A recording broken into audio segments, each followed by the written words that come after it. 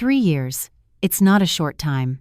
It's long enough for a deep wound to scar over, for a searing pain to fade into memory, and for a woman to learn how to stand on her own 2 feet after the devastation of a divorce. I believed I had done all of that. My name is Audrey, and I'm a 34-year-old kindergarten teacher. I thought I could now smile placidly if someone happened to mention the words ex-husband. But I was wrong. The past, it turns out, isn't always dormant in our memories. Sometimes, it's packed away in an old suitcase, silently gathering dust in the deepest corner under the bed, just waiting for us to touch it again. It was a Saturday, the first real weekend I'd had to myself in a long time. Juggling work and raising a child, I'd decided it was finally time for the deep spring cleaning I'd been putting off. My daughter, Chloe, was at her grandparents' house for the weekend, so the apartment was unusually quiet. As I pulled the bed away from the wall in my bedroom to clean the floorboards beneath, I saw it. Hiding in the darkest corner was a dark green, vintage-style suitcase. It belonged to my ex-husband, Sebastian. My heart dropped. I had completely forgotten it existed. The day he left, 3 years ago, flashed through my mind with vivid clarity. That was a weekend afternoon, too. We didn't argue or shout. Our divorce proceeded with a terrifying silence. He placed the already signed divorce papers on the kitchen table and uttered a single sentence, a sentence that had haunted my dreams for the past 3 years. "I'm sorry. I just don't think we're a good fit anymore." Not a good fit? After 8 years of dating and marriage? After countless memories of joy and sorrow? That's all he had to say? That we weren't a good fit? I begged, I cried, I pleaded for a reason, but he remained silent. The look in his eyes as he watched me then wasn't that of a man whose love had grown cold. It was distant, exhausted, steeped in a profound sense of powerlessness. He packed his things with unsettling speed. A few changes of clothes, some personal items, that was it. He didn't take a single thing I had ever bought for him. He left behind our photos. And he left behind this suitcase. "It's just some old clothes," he'd said before turning to leave. "You can just throw them out." He never once looked back. And I believed him. I believed his heart had truly left me. I believed our 8 years together had been nothing but a mistake. I believed he was a cold, cruel man. For the past 3 years, I tried to bury his memory in the deepest part of my heart. I had to raise our child alone, enduring the whispers of neighbors and the pitying questions from friends. Why the sudden divorce? Was Sebastian cheating? Maybe you should have been a better wife. I never offered an explanation, because I didn't have one myself. As soon as we divorced, my former mother-in-law, Mrs.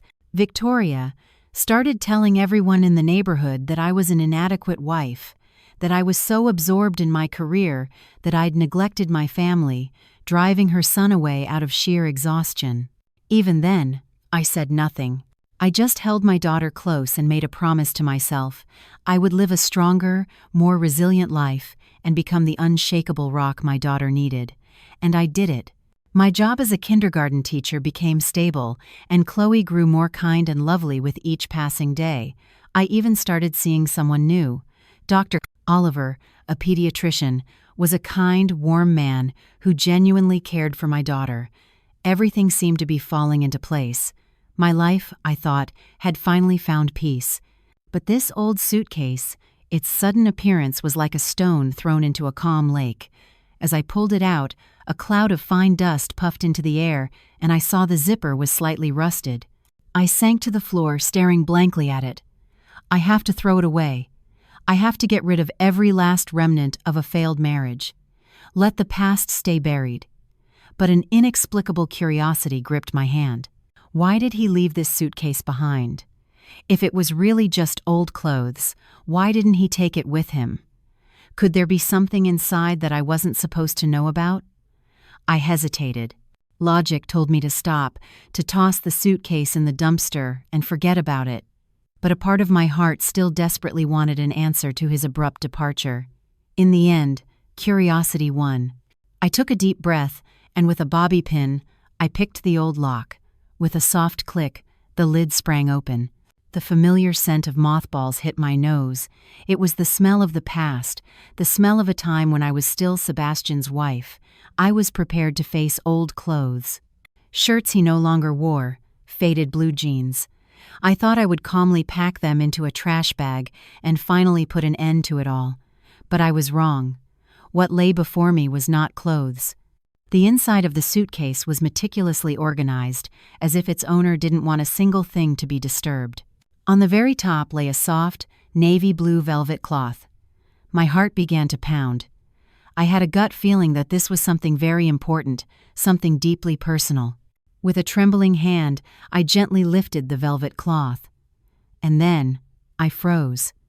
Every thought in my head came to a screeching halt, and a profound shock washed over my entire body. In the center of the suitcase was a folder from a major national bank. I picked it up. The account was in the name of Audrey Miller. The beneficiary was Chloe Thompson. My heart lurched. Why were my daughter's name and mine on this? With shaking hands, I opened the folder to the first page. The number printed there made me gasp for air. $375,000. $375,000. It was written in both numerals and words, clear as day. It was an astronomical sum of money, more than I could ever hope to earn in a lifetime.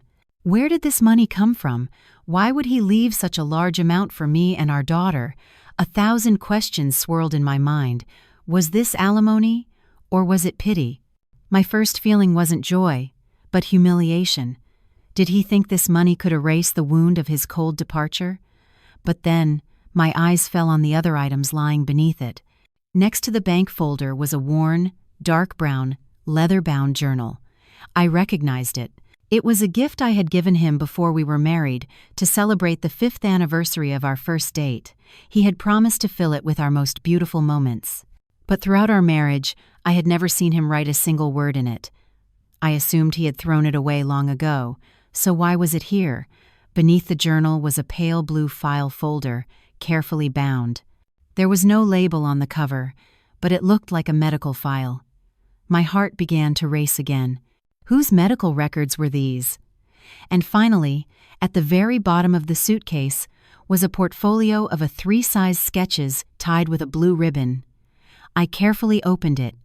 They were all charcoal drawings, and the subject of every single drawing was the same person, me. Me, laughing. Me, reading a book. Me, cooking. Me, asleep. The lines in the drawings were shaky, as if drawn in a great hurry, and many were unfinished.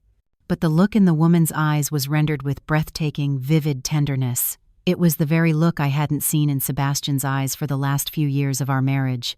I collapsed onto the floor, my mind a complete blank. A $375,000 bank account, a worn-out journal, a medical file, and portraits of me. None of these things belonged together.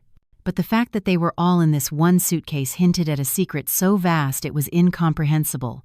How could the indifferent Sebastian, who had coldly walked away saying we weren't a good fit, have secretly drawn me and left his entire life savings to me and our daughter? Why would a perfectly healthy man have a meticulously preserved medical file? And what was written in that journal? The sweet words of our past love, or resentful sentences about the present? I felt like I was standing before the door to a massive secret, a door leading to a truth I had never known. My initial anger slowly faded, replaced by an unbearable confusion and curiosity. The answers to all my questions, the answers to the breakup that had tormented me for 3 years, were likely inside that dark brown leather journal. I took another deep breath and, with a trembling hand, opened it to the first page. The first sentence that met my eyes shattered my world all over again. The first page was not an entry from our sweet, early days of dating. It was written on a winter day 4 years ago, just a few months before Sebastian began to change, right before his coldness began. His usually strong, confident handwriting was shaky and uncertain. I got the results today, just a single piece of paper in my hand, but my entire world came crashing down. The doctor confirmed it. It's real. The disease that took my father, it's been passed down to me. Huntington's disease. I'd never even heard the name before, but it's a death sentence delivered in advance. Neurological decay, loss of motor skills, memory loss, and eventually losing myself completely. I didn't cry, but my heart hurt more than if it had been slashed by 1,000 knives. Why me? Why now? I had everything. my beloved Audrey, our happy family, a future that was just about to unfold. Now, all of it has become a steep, downward path into darkness. Reading this, I felt a chill spread through my entire body. I quickly grabbed my phone and searched for Huntington's disease. The information that appeared on the screen plunged me into despair.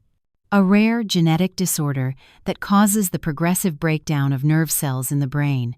Symptoms typically begin in middle age and include movement, cognitive, and psychiatric disorders.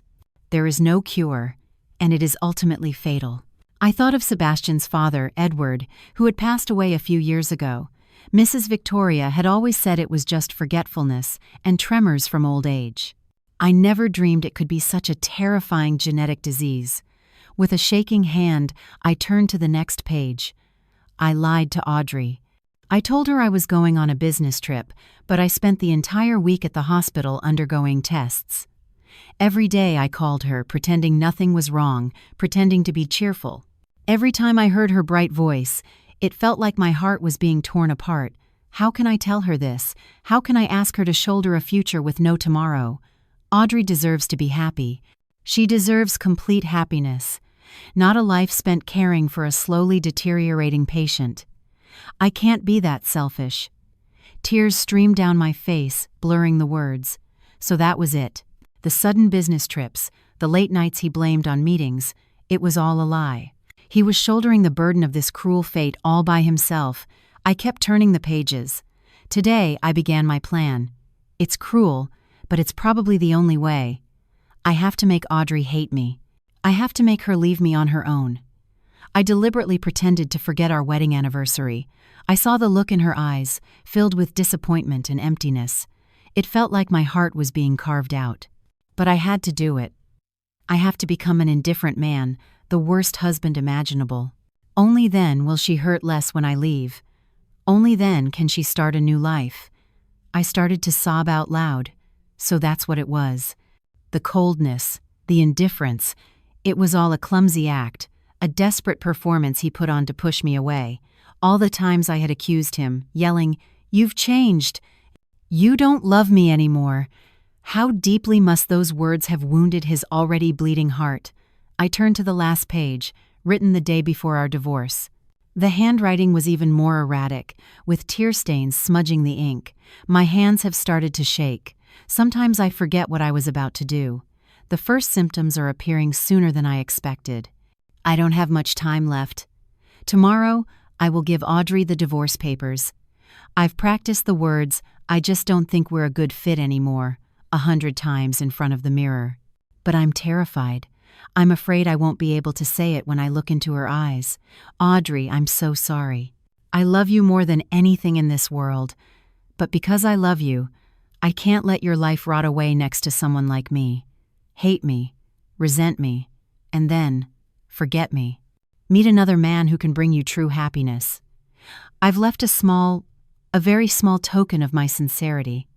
Please think of it as my final responsibility as a husband and a father. Use that money to raise our Chloe well and to start a new life for yourself." The journal ended there. I clutched it to my chest and wept silently. Pain, regret, piteous storm of emotions swirled inside me, tearing my heart to pieces. For 3 years, I had lived in resentment, thinking I was the victim of a loveless marriage. But the truth was, the one who had suffered the most, who had sacrificed the most, was him. He had chosen to bear everything alone, to become the villain in my eyes, all to give me my freedom and a better future. The husband I believed to be heartless, Sebastian, had loved me with the most noble and painful love imaginable. With a trembling hand, I picked up the medical file. As I turned each page, the test results and doctor's notes confirmed the undeniable truth. My Sebastian, he was slowly dying in solitude, and for the past 3 years, I had known nothing. I was living a new life, laughing, starting a new relationship, while he was fighting this disease all alone. I felt like a selfish, horrible person. I had to find him. I had to be with him, even if it was only for his final days. Clutching the undeniable proof of Sebastian's tragedy, my mind began to rewind the final moments of our marriage like an old film reel. Scattered memories, events I had once considered proof of his indifference, now clicked into place like puzzle pieces, forming a completely different, heart-wrenchingly painful picture. I remembered the night of our 7th wedding anniversary. I had prepared a romantic candlelit dinner, wearing the dress he loved most, waiting for him. But he came home very late, completely drunk. He had no flowers, no gift. He looked at me and said coldly, "Why did you go to all this trouble? It's exhausting." Then he went straight to the bedroom and slammed the door. I cried that night. I thought our love was over, but now I understand. He probably did remember. And because he remembered, he couldn't bring himself to come home early. He was afraid he wouldn't have the strength to face me, that his heart would break and ruin his cruel plan. So he chose to get drunk, to spit out thorny words, all to hurt me, to make me believe I was no longer loved. There was also the time he forgot to pick Chloe up from her daycare. I had to drop everything at work and rush over. I felt so sorry for the teacher and so upset seeing my daughter's dejected face. I called him and screamed, "Are you even a father?" He was silent for a long time before whispering, "I'm sorry.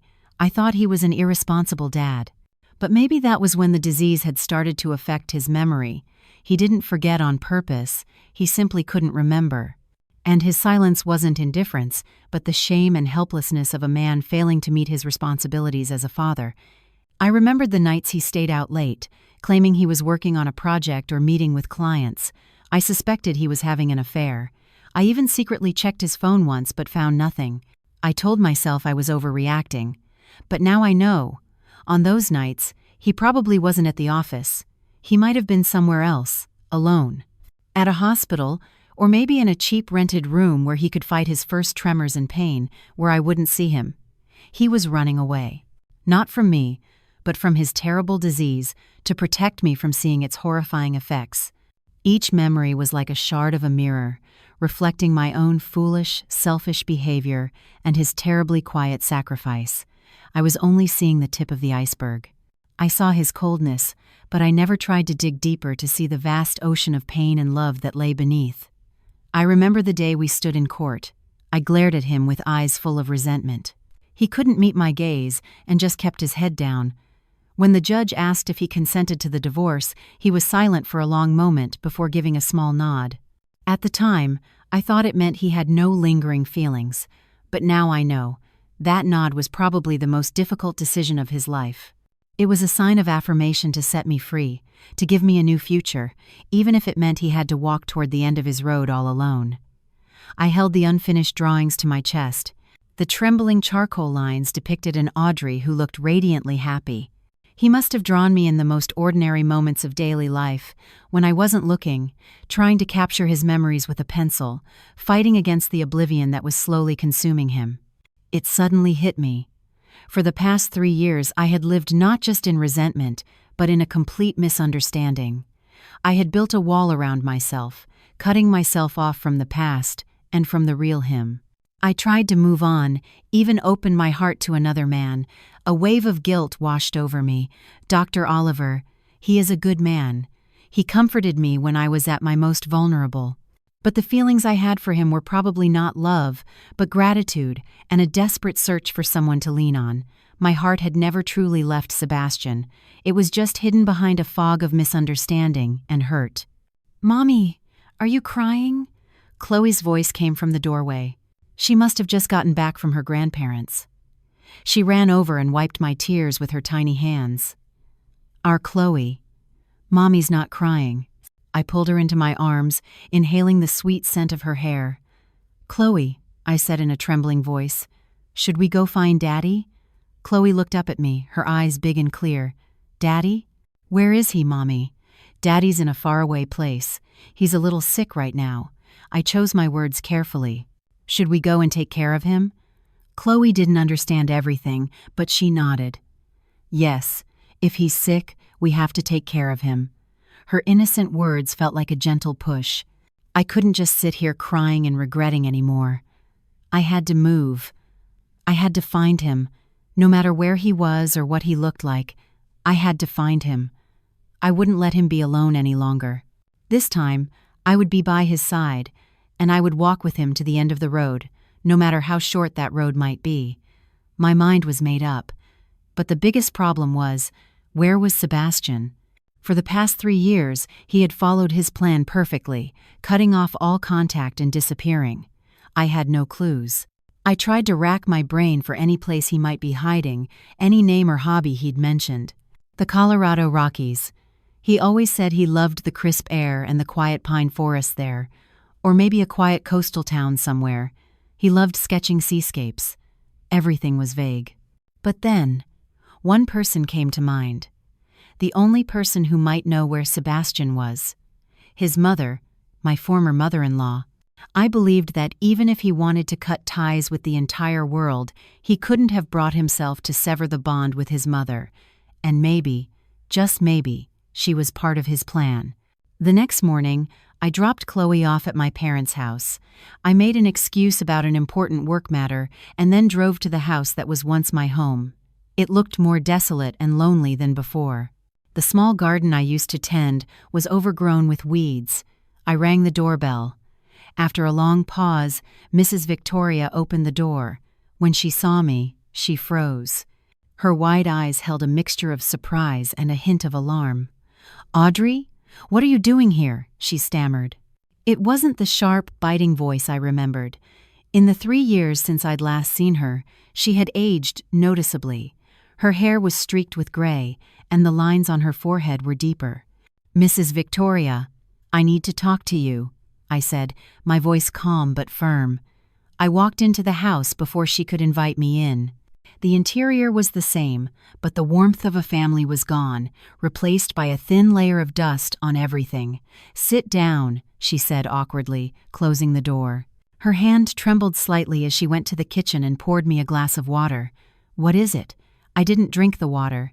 I placed the small bag I'd brought on the table but didn't open it yet. I just looked her straight in the eyes, deep enough that she couldn't look away. "You knew Sebastian was sick, didn't you?"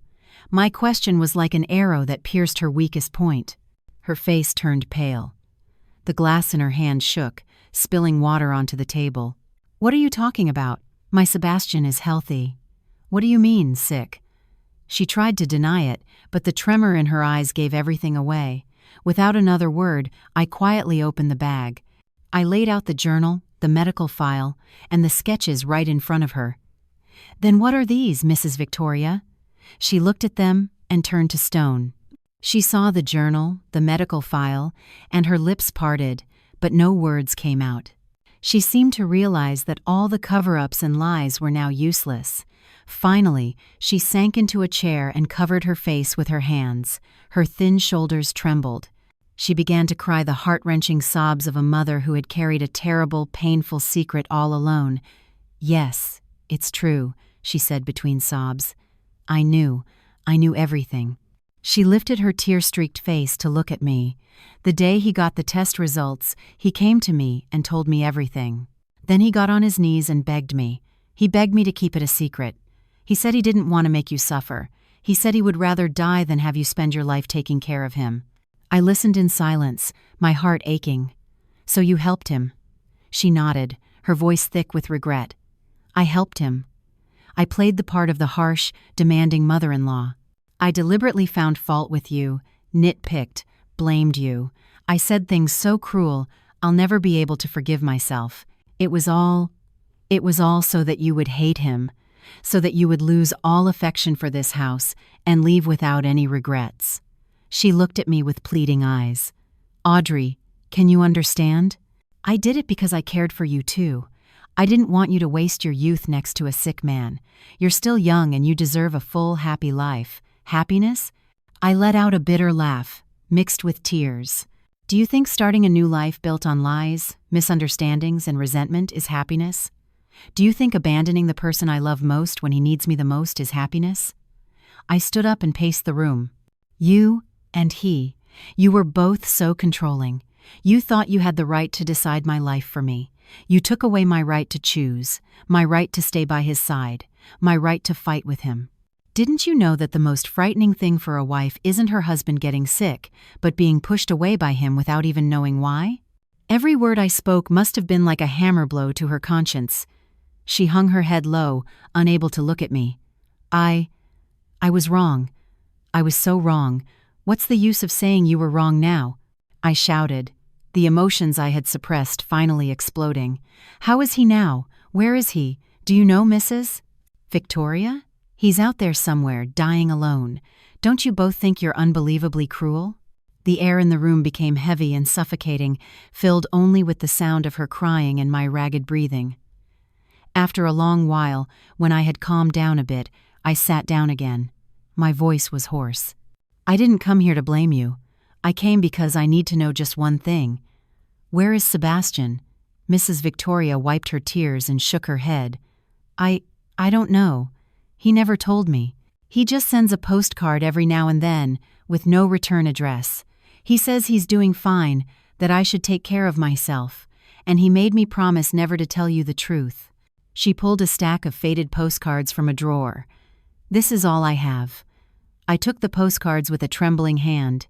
The fronts had pictures of different scenic places, the misty mountains of the Rockies, the sunny Oregon coast, the rustic charm of Santa Fe. On the back, a few short lines were written in a script that grew shakier with each card. Mom, I'm doing okay. Stay healthy. Mom, the weather was so nice today, I painted a picture. Mom, I miss you, and I miss her. I turned to the last postcard, which had arrived a few weeks ago. Mom, my hands are shaking too much. I can't write anymore. I love you. My heart felt like it was shattering into a million pieces. I could see his condition was getting worse. There was no time. I had to find him immediately. Holding the postcards, I felt as desperate as someone searching for an oasis in the middle of a desert, but they were all just vague locations, with no specific addresses. How could I find him in this vast country? A sense of helplessness and despair washed over me. Mrs. Victoria looked at my expression, her own face filled with pain. Audrey, she said, her voice full of regret, it's my fault. It's all my fault. If I hadn't been so selfish that day, thinking only of my son, if I had just told you the truth, everything would have been different. She started telling me about the painful time she and Sebastian went through after I left. Did you know? Sebastian couldn't sleep at night. He would sit out on the porch, staring in the direction of your apartment, chain-smoking. He wouldn't let me clean out your old room. He left everything just as it was.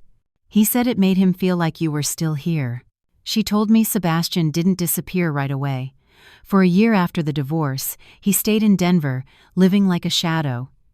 He didn't see friends, didn't socialize with anyone.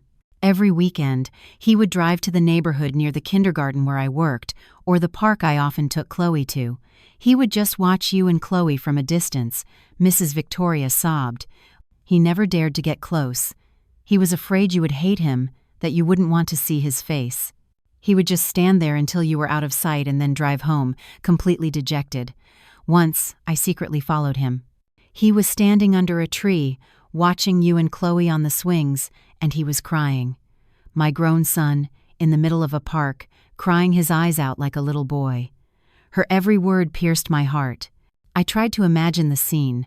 Him, watching me and our daughter from afar, unable to approach despite his heart-wrenching pain. How many internal battles must he have fought all by himself? Then one day, Mrs. Victoria continued, he came home and said he couldn't stay in this city anymore. He said he saw you everywhere he went, and that he had to go somewhere far, far away so that you could completely forget him and live a new life. I cried and begged him to stay, but he wouldn't listen. He just kept saying it was the best thing for you. What about Dr. Oliver? The question slipped out before I could stop myself. Mrs. Victoria looked at me, surprised. How did you? I just guessed. I lied. I didn't want her to know I'd started a new relationship. It would only add to her guilt. Sebastian knew about you and the doctor, she sighed. He said he saw you two together. He drank so much that night, and then he told me, looks like Audrey has found her happiness now. I can finally leave with a clear conscience. I froze, so that was it. One of the reasons he left was because he thought I had found a new source of comfort. He chose to quietly step aside so as not to get in the way of my happiness. Sebastian, you are such a fool. A cruelly noble fool. Audrey, Mrs. Victoria said, taking my hand. It was as cold as ice. I'm sorry. I was so selfish, and I was so cruel to you. I thought that was the only way to protect my son and give you an escape, but I was wrong.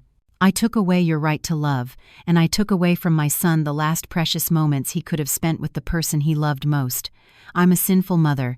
There was no longer any wall between us, two women who were once mother-in-law and daughter-in-law. We shared the same sorrow, the same regret. We wept together, for a man who was somewhere fighting illness and loneliness, and for a beautiful love that had been torn apart by misunderstanding and blind sacrifice. After a long time, when we had both calmed down, I looked at the stack of postcards on the table. "Mrs. Victoria, I have to find him," I said firmly. "I can't let him be alone." She wiped her tears and nodded. "But where will you start?" I picked up the postcard with the picture of the Colorado Rockies. "I think I know where to begin." A sentence he had written in his journal echoed in my mind.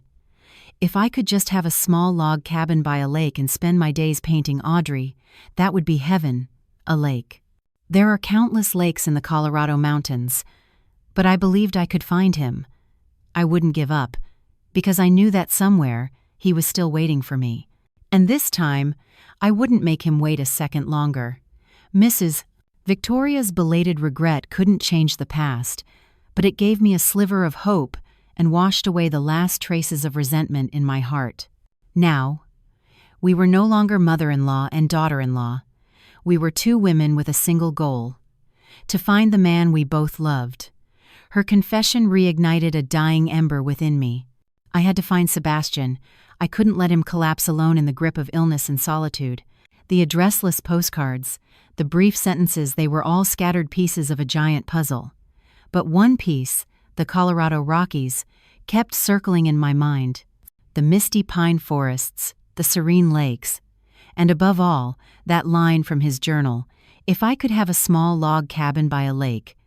I was convinced this wasn't just a fleeting wish, but the final sanctuary he had chosen for his soul. My journey would start there, but I couldn't just leave blindly. I had Chloe and my job at the kindergarten. I needed a plan. I took a week's leave from work, telling them a family emergency had come up. I left Chloe with my parents, the Millers, lying that I had to attend a professional development seminar. Watching my little girl wave goodbye, my heart ached. "I'm sorry, sweetie. It will just be for a little while. We'll be together again soon," I promised silently. Before leaving, I stopped by Mrs. Victoria's house one more time. She pressed what little emergency cash she had into my hand.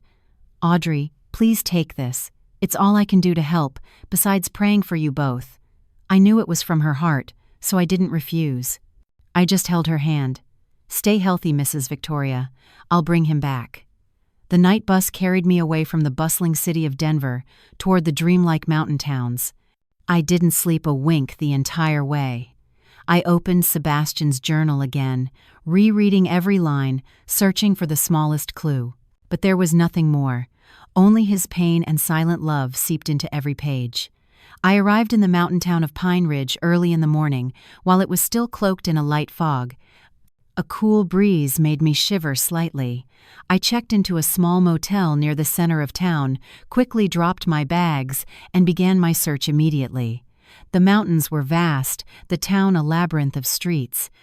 Looking for a person without a specific address was like searching for a needle in a haystack. But I had a strong conviction that he was here somewhere, near one of these quiet lakes.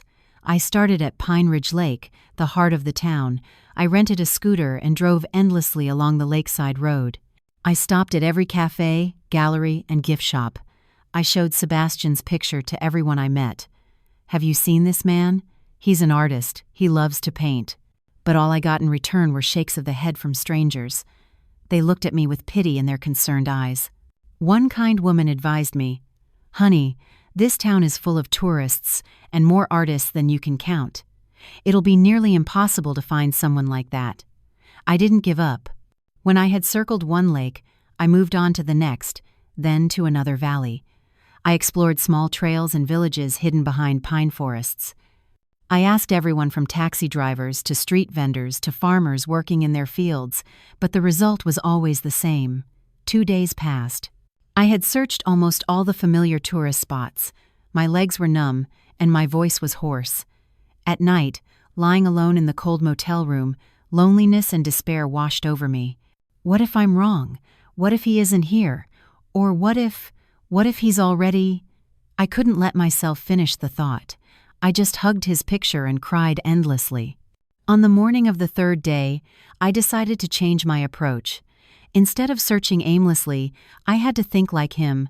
If it were him, a sick man wanting to hide from the world, what kind of place would he choose? Certainly not a noisy, crowded place. It would be quiet, peaceful, close to nature, and it would absolutely have a lake.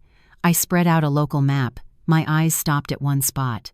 A large lake, set back from the main town, surrounded by endless pine forests. Near it were a few resorts, a monastery, and several small rental log cabins. A small log cabin by a lake. His words from the journal flashed in my mind again. This is it. My mind cleared instantly. I jumped on the scooter and raced toward the lake. The road to the lake wound through the mountains. The scenery was beautiful, like a watercolor painting, but I was in no state to appreciate it. I was just scanning my surroundings, searching. The area around the lake was vast. I started asking again, beginning at the tourist dock, and this time, luck began to smile on me.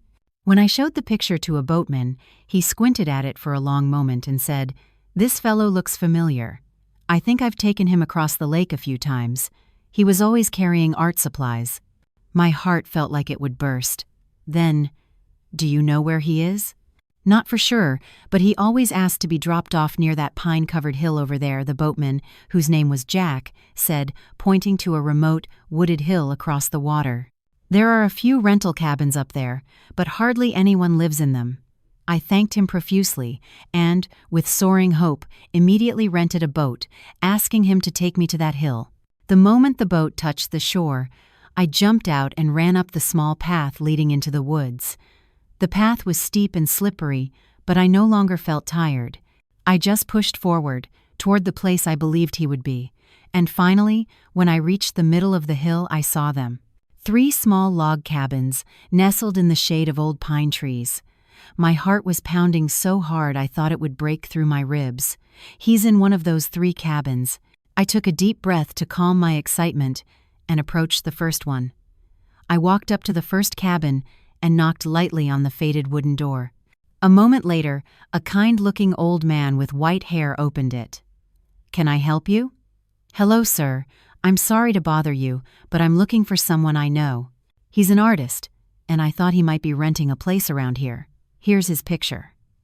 I held out Sebastian's photo with a trembling hand. The old man, who introduced himself as Mr. Arthur, squinted at the photo and then shook his head. "Nope, never seen this young man. It's just me and the fellow in the cabin at the end up here." "The cabin at the end?" My heart leaped into my throat. What? What does he look like? Doesn't come out much. Seems to be in poor health. Just stays inside painting all day, I think. Mr. Arthur pointed toward a cabin almost hidden behind a bush of yellow wildflowers. I thanked him over and over and practically ran toward that house. Each step echoed like the beat of my heart. The last log cabin looked even older than the other 2. The roof was tinged with green moss, and a few empty canvases and paint-splattered rags were scattered under the eaves. The door was slightly ajar. I stopped in front of it, unable to bring myself to knock. I was afraid to face reality, afraid that the man inside would be nothing like the man in my memory. But then I thought of the time he had endured all alone. I couldn't let him be lonely for a minute longer. I reached out and gently pushed the door. With a creak, the old wooden door scraped against the floor, making a dry, mournful sound, and then I saw him. He was standing with his back to me, in front of a large canvas. He was so thin. The back that had once been so broad was now gaunt and fragile. I could see streaks of gray in his hair. He was trying to paint, but his hands were shaking so violently that he couldn't even hold the brush properly. It slipped from his grasp and fell to the floor with a soft thud. He let out a weary sigh and slowly turned around. Our eyes met. In that instant, the whole world seemed to stop. His eyes, once so bright and warm, were now sunken and exhausted, filled with an expression of utter disbelief. He looked at me, his dry lips parting, but he couldn't speak. "Audrey," he finally whispered my name. It was a faint, hoarse sound, like the wind. My floodgates burst. Tears streamed down my face. I couldn't say a word. I just ran to him and threw my arms around his frail body. "I found you. I found you, Sebastian." He hugged me back tightly, as if afraid this was a dream and I would disappear. I could feel his body trembling. His hot tears soaked my shoulder. In that small, old cabin in the quiet pine forest, we held each other and wept for a long, long time.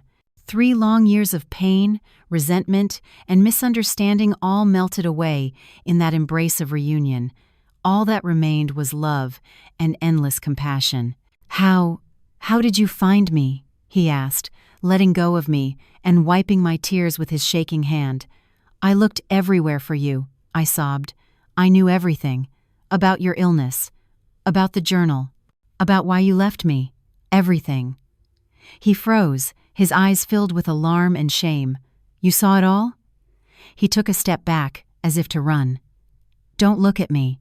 Not like this." "I'm a wreck." "No," I said, stepping forward and grabbing his hand. "You're not a wreck. You're the most foolish, most noble man I've ever known. Why did you do it? Why did you try to carry it all alone? Do you have any idea how much I resented you? How much pain I was in for the past 3 years?" He hung his head, his voice filled with regret. "I'm sorry, Audrey. I just wanted you to be happy. My happiness is being with you." I cried, fresh tears coming. "I don't care what you look like, or what the future holds. All I need is you." He looked up at me, his eyes bloodshot. "But I can't. I'll be a burden to you and Chloe." I shook my head, pressing his hand to my cheek. It was still warm. "You're not a burden. You're my husband, and you're Chloe's father. We're a family. And families stay together. They face whatever comes their way. Together." I told him about Chloe, how much she had grown, how smart and lovely she was. I showed him recent pictures of her on my phone. He looked at our daughter's face, his lips trembling, and he began to cry again. She looks just like you." "She misses her daddy very much," I said. "Every day she asks where daddy went and when he's coming home." My words must have been like daggers to his heart. He buried his face in my shoulder and wept like a child, a raw, heartbroken sound. It was the release of years of suppressed pain and regret. I held him and stroked his back. "It's okay. Everything's okay now. I'm here. And I'm never leaving you again." Our reunion had no flowers or candles. There were only tears, truth, and a love that had triumphed over separation and sickness. I had found him, and this time, I would never let him leave me. The days that followed were a blend of happiness and heartache. The happiness of finally being able to care for the man I loved with my own hands, and the pain of watching a terrible disease destroy him, day by day, hour by hour. With me by his side, Sebastian's spirits improved noticeably. He laughed more, talked more. He told me about his lonely life here, about the paintings he had made, and about his overwhelming longing for me and our daughter. As if trying to summon his last reserves of strength, he started practicing walking again and tried to exercise, but Huntington's was relentless. The tremors in his hands grew worse, and his memory began to fail more noticeably. Sometimes, in the middle of a conversation, he would stop, a blank look in his eyes. What was I about to say?" he'd ask, scratching his head with an awkward smile. Every time it happened, it felt like a piece of my heart was being torn away. I would just smile and take his hand. "It's okay. Let's talk about something else." I devoted myself completely to his care. I cooked nutritious meals and researched therapies that might slow the disease's progression. I read to him and played his favorite music. I wanted his remaining days to be as peaceful and full as possible. I thought we would walk to the end of this road together. I dreamed of taking him back to Denver, of letting him see Chloe, of letting him spend his final days in the warmth of his family. But Sebastian had other plans. His love for me was so immense that he could never allow himself to become my burden. One evening, as we sat on the porch watching the sunset over the lake, he suddenly took my hand, his voice unusually serious. "Audrey, you've been here for almost a month now. It's time for you to go back." I froze. "What are you talking about?"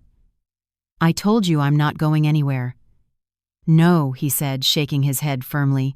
"You can't stay here. You have Chloe. You have your job. You have a bright future ahead of you. You can't waste your life next to a wreck like me. You are not a wreck." I shot back, my voice filled with anger and hurt. "You are my husband." "I'm not your husband anymore, Audrey," he said, his voice bitter. "We're divorced.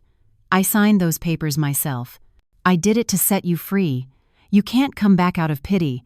"It's not pity," I yelled, tears streaming down my face again. "It's love. Don't you understand that yet?" "I know," he said, wiping my tears with his trembling hand. "And because I know, I can't keep you here. Look at me. Am I the Sebastian you fell in love with? I can barely feed myself. I can barely walk. Soon, I won't even recognize you. I won't remember anything. What's the point of staying here? To watch the person you loved slowly disappear every single day? Can you handle that?" Every word he said pierced my heart. I knew it was all true, but I couldn't accept it. "I can handle it. If I can just be by your side, I can do anything. But I can't," he cut me off, his voice turning into a plea. "I can't bear to watch you suffer, to see you struggle because of me. I can't stand being the chains that hold you back, the burden that weighs you down. Audrey, please, try to understand." He knelt before me and pulled me into an embrace. "Go back, live your life, meet another man who can give you real happiness. That's the only thing I want. If I know that you and our daughter are happy, I can smile. No matter where I am." I buried my face in his shoulder and wept. I knew this wasn't an impulsive outburst. It was a decision he had been contemplating for a long, long time. Once again, he was pushing me away with his love, sacrificing his own happiness for my peace of mind. I tried to persuade him, I begged, but his mind was made up. He started acting cold and distant again. He refused my care, struggling to do everything himself. He stopped talking to me, stopped smiling at me. He was building a wall again, trying to make me leave. I knew I couldn't break him. His decision stemmed from a love so noble and selfless, and as painful as it was, I had to respect it. I thought I had to leave him again, that I had to follow his noble, yet cruel, plan. I packed my bags and bought a bus ticket back to Denver. On my last night in the mountains, I sat alone on the porch of the log cabin, looking down at the lake, which was as still as a mirror, reflecting thousands of stars. A cool night breeze carried the scent of pine and wild grass, brushing against my skin and making my heart feel even emptier. Was leaving really the best thing for both of us? Was leaving him here alone to fight his illness, respecting his decision? Or was it my own cowardice, running away from the pain of watching someone I love wither away? "I can't bear to watch you suffer." His words echoed in my mind. But he didn't know. He didn't know that my greatest pain wasn't caring for him, but being unable to be by his side. The pain of knowing he was somewhere, lonely and helpless, and being able to do nothing about it, was a million times worse than any physical exhaustion. Love isn't always about receiving. Sometimes it's about giving, about sacrificing, and about weathering the storm together with the one you love. He was willing to sacrifice his happiness to give me a future. So why couldn't I sacrifice the future he envisioned for me to gain the precious time we had left together? The thought shot through me like an electric current. My mind cleared. No, I can't go. I can't abandon him again. I lost him once because of a misunderstanding. I won't lose him a second time because of weakness. The next morning, when Sebastian woke up, he saw me sitting by his bed, a calm smile on my face. The suitcase I had packed the night before was back in the corner of the room. You didn't leave?" he asked, surprised, his voice a mixture of joy and worry. "I'm not going anywhere," I said firmly. "I'm staying here." "Audrey, I told you." He started to protest, but I raised my hand to his lips. "Shh, listen to me first." I looked him straight in the eye, my gaze no longer pleading but full of conviction. "Sebastian, I respect your love. I understand your sacrifice, but I will not accept it. You don't have the right to take away my right to be with the person I love. You've carried too much on your own for too long. From now on, let me carry it with you." He looked at me, His eyes red and shook his head. But I'll be a burden. Then I'll carry that burden. I cut in. How about we don't go back to being husband and wife? He froze at my words. Let's just be together as friends, or as lifelong companions. I'll be your friend who stays by your side, who takes care of you, who paints with you, who watches the sunsets with you. I won't tie you down with a marriage certificate or demand that you be a perfect husband. Just let me be by your side until the very end. Can you give me that chance? Sebastian stared at me, dumbfounded. He had probably never considered such a possibility. Not a wife, but a friend. A bond forged not by legal ties, but by the deepest understanding and affection. He was silent for a long time. I could see the fierce conflict in his eyes. He wanted to hold on to me, but also wanted to push me away. Finally, he let out a deep sigh. It was a sigh of helplessness, but also of acceptance. He gave a small nod. Tears streamed down my face again, but this time they were tears of happiness. I had won. I hadn't won against him, but against the selfish sacrifice that was part of his love. I had convinced him that true love wasn't about letting go, but about staying together until the very end. From that day on, a new, final, and most beautiful chapter of our love story began. I called Mrs. Victoria and told her my decision. She wept over the phone. "Audrey, you're going through so much. But thank you."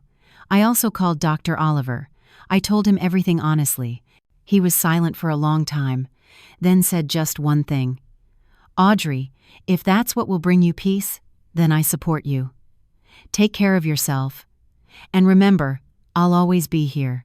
His words lifted a weight from my heart. I knew I had hurt a good man, but I couldn't live by deceiving my own feelings. I brought Chloe to the mountains. I found a trustworthy local woman to help look after her. I wanted father and daughter to be able to spend his final days together. The day Chloe arrived, the small log cabin was filled with laughter. The sound of her bright, happy voice was like a magic potion that cleared the heavy air in the house. For the first time in years, Sebastian held his daughter in his arms. He cried the tears of a happy father. My decision to stay wasn't a blind sacrifice. It was the choice of my heart.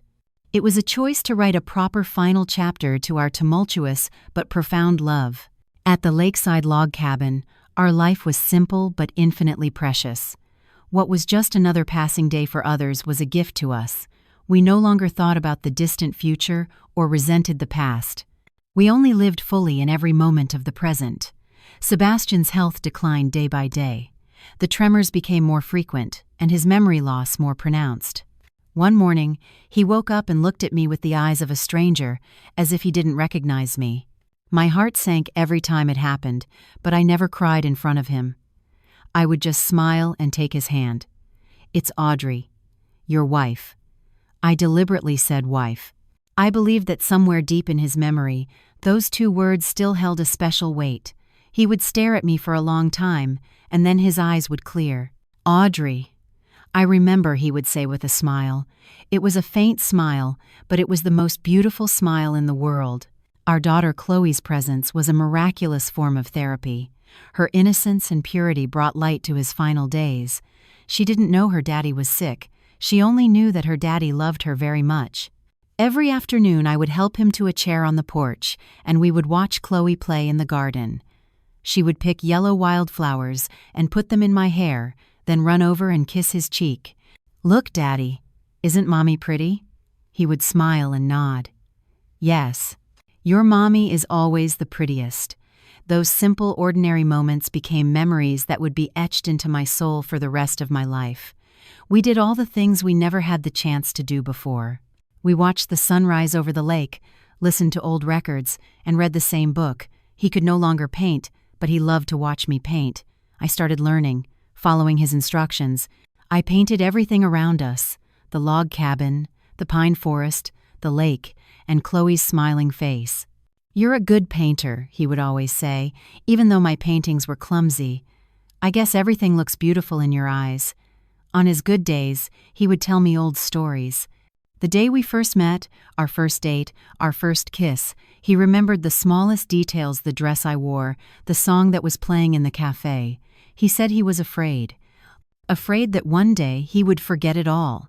That's why he wrote in the journal, so that if the day came when he couldn't remember, at least the paper would remember for him. Our love was purified and elevated in these final days. It was no longer the passion of youth or the calculations and resentments of marriage. It was sacrifice, understanding, and companionship to the very end. I cared for him not out of duty, but out of love. He accepted my care not out of helplessness, but because he knew it was the only thing that would bring me peace. We were no longer the giver and the receiver. We were two people who shared one soul, walking the final path together, leaning on each other. Then one day he said to me, "Audrey, I want to paint. I want to paint one last picture." I was surprised, but I quickly prepared the easel and paints. His hands trembled too much to hold a brush. I had to hold his hand and guide it, stroke by stroke. He wanted to paint me and Chloe. He poured all his remaining strength into that painting, and it took him a week to finish.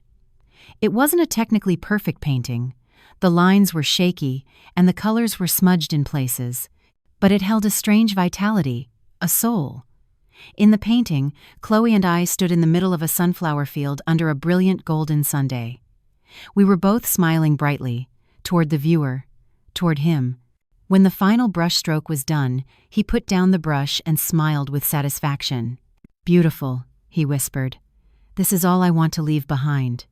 The next day, he no longer recognized me. He just sat quietly, his eyes vacant. But sometimes, when he looked at the painting, a faint smile would appear on his lips. Their love had finally conquered even oblivion. The final painting was complete. It stood on an easel in the middle of the log cabin, shining like a beacon that would never go out, standing firm against the darkness of his illness and the oblivion that was slowly consuming him. It was his last testament, his silent will, and his love-filled farewell. In the painting, Chloe and I stood in a vast field of sunflowers that stretched to the horizon. A brilliant morning sun bathed us in a mystical halo. I was wearing the simple white dress he loved, my long hair blowing gently in the wind. My eyes were looking at the viewer at him. They held a look of tenderness, trust, and deep peace. Chloe, nestled in my arms, was also looking up, her round eyes as clear as morning dew, a lovely grin revealing her baby teeth. Her smile was so pure, so free of worry, it seemed as if no sadness or evil in the world could ever touch it. Sebastian did not paint himself into the picture. He chose to remain in the position of the artist, the observer, the guardian watching over that moment of eternal happiness. In doing so, he poured everything he wished for, everything he had prayed for me and our daughter into that canvas. A bright future filled with only sunlight and laughter, free from sorrow, sickness, and the pain of parting. By erasing his own presence from the picture of our future, he hoped to make that picture whole and perfect. After completing the painting, Sebastian weakened noticeably. He no longer had the strength to walk by the lake. He only sat or lay down. The seizures became more frequent, and the cruel oblivion relentlessly erased his memories. It started with small things. He forgot the doctor's name, what he had just eaten for lunch, even the path that led down to the lake. But strangely, miraculously, he never once forgot the painting. Every day, no matter how exhausted he was, he would ask to be seated in front of it. He would gaze at our images for hours, and each time, a faint, pure smile would grace his lips. It was as if the painting had become the last anchor, the final tether connecting him to this world, to his love, and to the man he once was. I knew we didn't have much time left. I called Mrs. Victoria to update her. Her voice was broken with sobs. She wanted to come immediately, but I asked her to wait a little longer. "He doesn't recognize anyone now, Mrs. Victoria. If you come and see him like this, you won't be able to bear it. I'll take care of him here. When the time comes, I'll call you." Weeping, she agreed. I also sent a short text to Dr. Oliver. He's in the final stages. I don't know why I did it. Maybe, deep down, I still needed someone to share this pain with, someone who would understand. He didn't reply right away. Late that night, a text came. "I understand. Be strong. If you need anything at all, don't hesitate to call. I'm always here." His text was like a quiet hug from afar, offering a small bit of warmth in those cold days. After that, our log cabin became strangely quiet. I had sent Chloe back to my parents in Denver. I didn't want her to see her father's suffering. In her memory, I wanted him to remain forever the healthy man who played with her and kissed her cheeks. Now, the only sounds in the house were his faint breathing, the turning of my pages, and the wind rustling through the forest.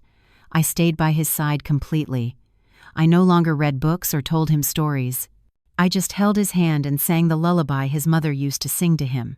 My voice trembled and cracked, but I kept singing, hoping the familiar melody would bring even a small measure of peace to some corner of his fading consciousness.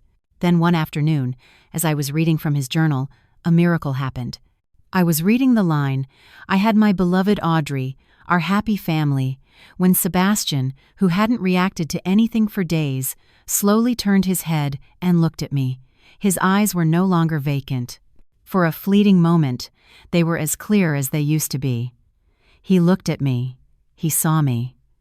It was a deep look, filled with love, as if he recognized me. His lips moved slightly. "Audrey," he whispered. It was a sound as faint as the wind, but I heard it clearly. My heart felt like it would explode. I leaned down and hugged him. "I'm here, Sebastian. I'm here." He said nothing more. His gaze slowly clouded over again, returning to emptiness. But that brief moment was enough. I knew. I knew that even when memories fade, love remains in the deepest part of the soul, untouchable by any disease. His final painting was not an art piece hanging on a wall. It was a living legacy, proof of a love that had conquered even oblivion. It had fulfilled its mission, to capture the most beautiful part of a human being, before the final night fell. Sebastian passed away on an early winter morning as the first rays of sun pierced through a thick fog. He left peacefully, in his sleep, in his bed in the log cabin, surrounded by me and his most beautiful memories. When I woke up and felt that his hand in mine had turned ice cold, I didn't scream or despair. I just sat there quietly, pressing his hand to my cheek, trying to hold on to the last bit of warmth. Tears flowed silently, but my heart felt strangely calm. I knew that he was finally free. Free from physical pain, from the shackles of his illness, and from the terror of oblivion. He had gone somewhere else. A place where he could smile, wield his brush freely, and forever be the strong, talented Sebastian he once was. The funeral was a small, simple service at a little chapel in the pine forest, just as he had requested in his journal. He wanted to be cremated, and for his ashes to be scattered on the lake where we were reunited, where our love was reborn. Mrs. Victoria came up from Denver. She had lost a lot of weight, but her expression was calm and composed. She did not cry in front of her son's portrait. She just quietly pressed her hands together and prayed for a long time. After the service, she came over and took my hand. "Audrey," she said in a hoarse voice, "I am not sad. I'm actually happy. He's finally at peace. He doesn't have to hurt anymore.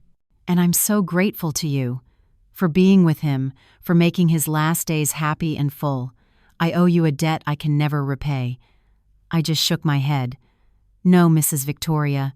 I just did what my heart told me to do." We stood there, two women once entangled in misunderstanding and resentment, but now, in the face of the death of the man we both loved, all that remained was compassion for each other and a shared, unfillable loss. Chloe was too young to understand what death meant. She just found it strange that her grandmother and I were both wearing black and looked so sad. She asked me blankly, "Mommy, where did Daddy go? Why can't I see him?" I pulled her into my arms and pointed to the blue sky beyond the distant mountain peaks. "Daddy became a star in the sky, sweetie, the brightest star up there. From now on, whenever you miss Daddy, just look up at the sky. He'll always be there, watching over us." Chloe looked up, her clear eyes searching the sky. "So Daddy will come play with me tonight?" "Yes," I smiled through my tears. "Every night, Daddy will come to you in your dreams." After the funeral, I followed his wishes. I rowed a boat out to the middle of the lake alone, holding the urn with his ashes. The clear, mirror-like lake reflected the blue sky perfectly. I slowly scattered his ashes into the water. The white powder mixed with the water and disappeared, as if he were returning to nature, to a mother's embrace. "Goodbye, my love," I whispered. "Rest in peace. Chloe and I will be okay. We'll live well." I returned to Denver, but I no longer felt an empty void. I had brought everything of his back with me, his journal, his paintings, and above all, his eternal love.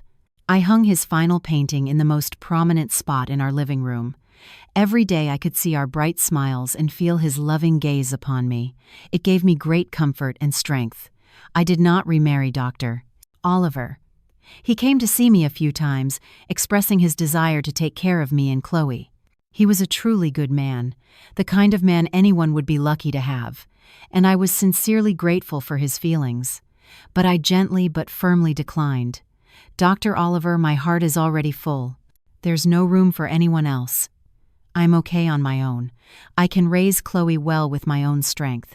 I just hope you can find another woman who can give you the complete happiness you deserve." He didn't push anymore.